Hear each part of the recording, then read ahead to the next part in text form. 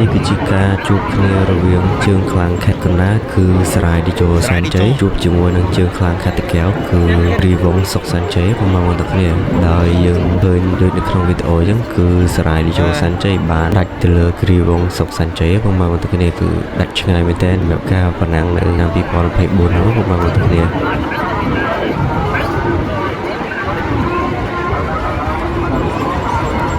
ដាច់ហើយដាច់ហើយ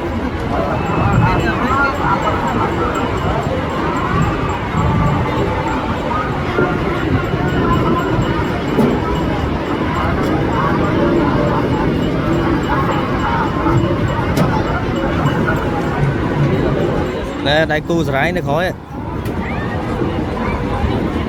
គ្រីវងHãy subscribe cho kênh Ghiền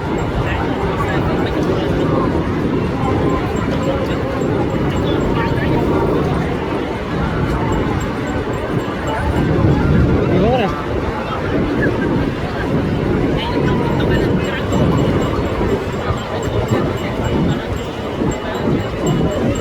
không bỏ lỡ